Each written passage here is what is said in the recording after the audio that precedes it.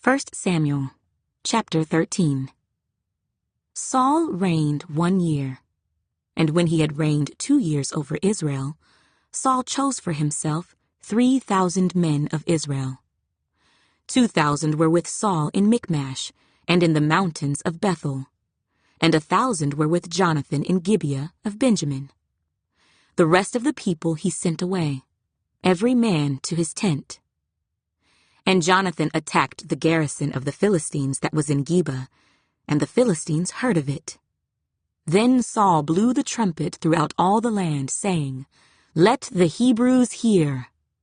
Now all Israel heard it said that Saul had attacked a garrison of the Philistines, and that Israel had also become an abomination to the Philistines. And the people were called together to Saul at Gilgal. Then the Philistines gathered together to fight with Israel, 30,000 chariots, and 6,000 horsemen, and people as the sand which is on the seashore in multitude. And they came up and encamped in Michmash, to the east of Beth-aven. When the men of Israel saw that they were in danger, for the people were distressed, then the people hid in caves, in thickets, in rocks, in holes, and in pits. And some of the Hebrews crossed over the Jordan to the land of Gad and Gilead.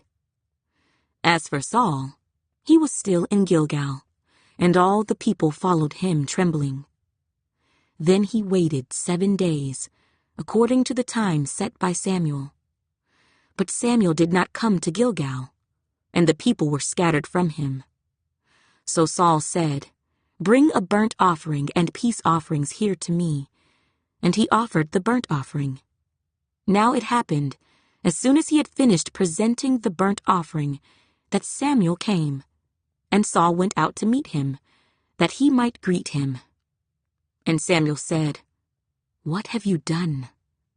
Saul said, "When I saw that the people were scattered from me, and that you did not come within the days appointed, and that the Philistines gathered together at Michmash, then I said, the Philistines will now come down on me at Gilgal, and I have not made supplication to the Lord.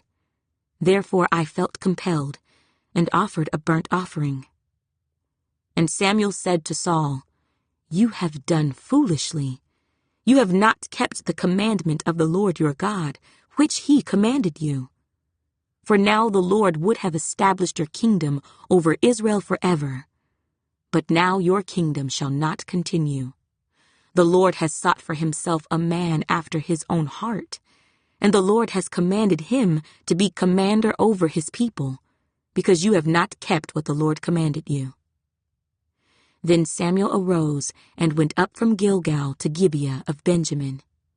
And Saul numbered the people present with him, about 600 men. Saul, Jonathan his son, and the people present with them remained in Gibeah of Benjamin.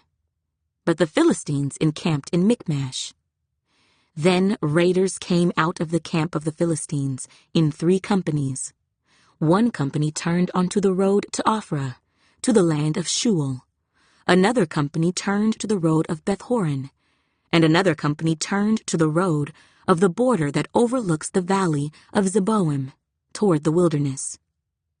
Now there was no blacksmith to be found throughout all the land of Israel, for the Philistines said, "Lest the Hebrews make swords or spears."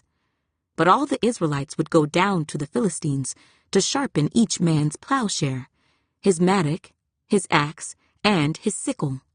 And the charge for sharpening was a pim for the plowshares, the mattocks, the forks, and the axes, and to set the points of the goads.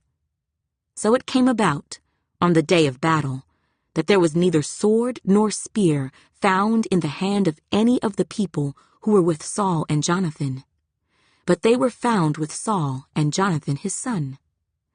And the garrison of the Philistines went out to the pass of Michmash.